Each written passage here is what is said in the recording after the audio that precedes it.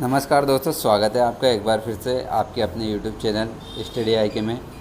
तो दोस्तों, मैं दुआ करता हूँ कि आप सभी स्वस्थ होंगे, मस्त होंगे और खुश होंगे। दोस्तों, इस वीडियो में मैं आपके लिए लेकर आया हूँ बायोलॉजी के मोस्ट इम्पोर्टेंट क्वेश्चन बार बार एग्ज़ाम्स में पूछे जाते हैं। यदि आप कंपटीशन एग्ज़ाम की तैयारी कर रहे हैं तो इसमें जितने क्वेश्चन डाले गए हैं वो बहुत इंपॉर्टेंट है। और दोस्तों, आपको हमेशा एक बात का ध्यान रखना है, यदि आप कंपटीशन एग्ज़ाम की तैयारी कर रहे हैं तो आपके लिए ऑब्जेक्टिव क्वेश्चन की प्रैक्टिस होना बहुत ज़रूरी है।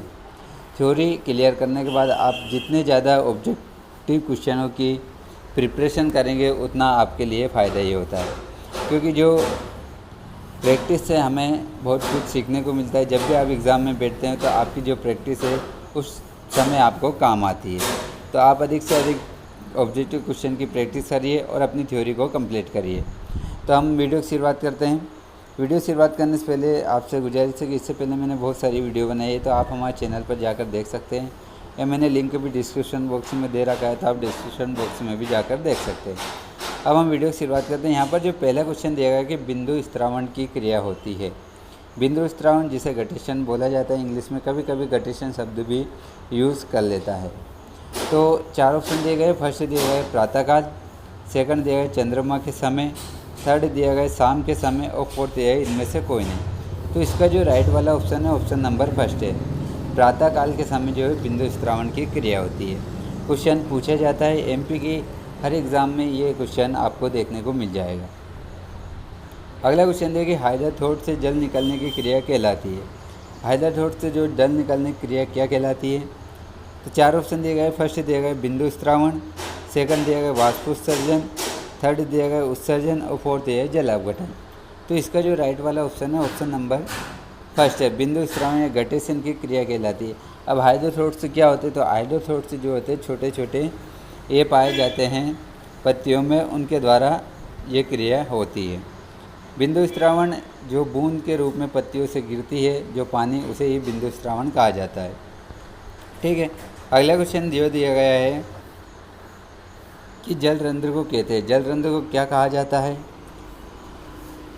जल रंध्र या हाइड्रोथोट से विषय कह सकते। तो इसमें भी 4 ऑप्शन दिए गए। फर्स्ट ऑप्शन दिया गया है जल स्टोमेटा, सेकंड दिया गया है धस्य स्टोमेटा, थर्ड दिया गया है रक्षक कोशिकाएं और फोर्थ दिया है सहायक कोशिकाएं।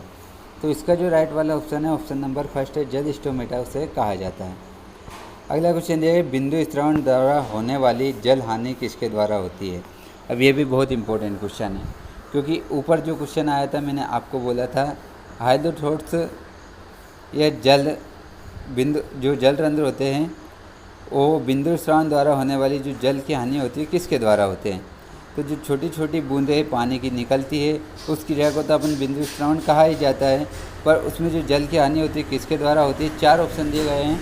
फर्स्ट दिया गया जल रंध्र, सेकंड दिया गया स्टोमेटा, थर्ड दिया गया क्यूटिकल और फोर्थ दिया गया छाल। तो इसका जो राइट वाला ऑप्शन है ऑप्शन नंबर फर्स्ट ही रहेगा, उसे जल रंध्र कहते हैं। अब रंध्र और स्टोमेटा में आपको कन्फ्यूजन नहीं होना है, क्योंकि स्टोमेटा को ही रंध्र बोला जाता है। ठीक है। अगला क्वेश्चन दिया गया कि बिंदु स्त्रावण सामान्यतः पाया जाता है। बिंदु स्त्रावण की क्रिया किन पौधों में सबसे अधिक होती है? 4 ऑप्शन दिए गए हैं। फर्स्ट दिया गया शाकीय पौधों में, सेकंड दिया गया झाड़ियों में, थर्ड दिया गया काष्ठीय पौधों में और फोर्थ दिया गया कोई नहीं। तो इसका राइट वाला ऑप्शन भी ऑप्शन नंबर फर्स्ट है। जो शाकीय पौधे होते हैं उनमें बिंदु स्त्रावण सामान्यतः तौर पर पाया जाता है।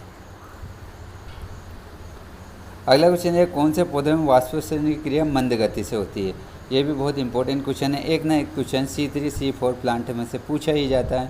बहुत इंपॉर्टेंट क्वेश्चन है, इसको आप याद कर ले। क्वेश्चन ये पूछा गया कि वाष्पोत्सर्जन की क्रिया मंद गति से होती है तो किन में होती है? 4 ऑप्शन दिए गए। फर्स्ट दिया गया C3 प्लांट, सेकंड दिया गया C4 प्लांट, थर्ड ऑप्शन दिया गया दोनों में और फोर्थ दिया गया C2 प्लांट। तो इसका जो राइट वाला ऑप्शन है ऑप्शन नंबर सेकंड है। C4 प्लांट होते हैं उनमें वाष्पोत्सर्जन की क्रिया बहुत मंद गति से होती है। बहुत क्वेश्चन पूछा जाता है। ये क्वेश्चन वाष्पोत्सर्जन में भी पूछा जाता है और पौधों में भी ये पूछा जाता है।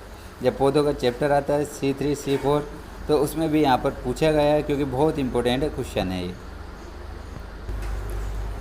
अगला क्वेश्चन दिया गया कि स्कोटो एक्टिव स्टोमेटा किसका प्रमुख लक्षण है? स्कोटो एक्टिव जो स्टोमेटा होते हैं रंध्र, वो किसका महत्वपूर्ण जो है लक्षण है? 4 ऑप्शन दिए गए हैं। तो फर्स्ट दिया गया हीलियोफाइट, सेकंड दिया गया जीरोफाइट, थर्ड दिया गया सीओफाइट और फोर्थ दिया गया हेलियोफाइट। तो इसका जो राइट वाला ऑप्शन है ऑप्शन नंबर थर्ड है, सीओफाइट का, सीओफाइट इसका जो है राइट वाला ऑप्शन है। ठीक है, अगला क्वेश्चन दिया गया है, ये भी बहुत इंपॉर्टेंट क्वेश्चन है, जितने क्वेश्चन है बहुत इंपॉर्टेंट है और आपको इनमें से भी किसी का आंसर पता है तो आप कमेंट बॉक्स में बता सकते हैं। इस क्वेश्चन का यदि आपको आंसर पता है तो आप कमेंट बॉक्स में ज़रूर बताएं। ठीक है, तो क्वेश्चन दिया गया वाष्पोत्सर्जन करने वाला, पौधों में जो वाष्पोत्सर्जन की क्रिया होती है उसको करने वाला अंग मतलब सबसे ज़्यादा भूमिका किसकी होती है? तो इसका राइट वाला ऑप्शन ऑप्शन नंबर फर्स्ट है, बाह्य त्वचा, इसे एपिडर्मिस भी बोला जाता है। कभी कभी क्या है कि इंग्लिश टर्मिनोलॉजी में जो है शब्दों को दिया जाता है तो आपको वहाँ पर कंफ्यूज नहीं होना है। आपको जैसे बिंदु स्त्राव को घटेशन बोला जाता है, अब यहाँ पर बाह्य त्वचा है तो इसे एपिडर्मिस भी कभी कभी ऑप्शन में दिया जाता है, तो आपको यहाँ पर कंफ्यूज नहीं होना है। अगला क्वेश्चन है कि पौधों का मुख्य वाष्पोत्सर्जन अंग है।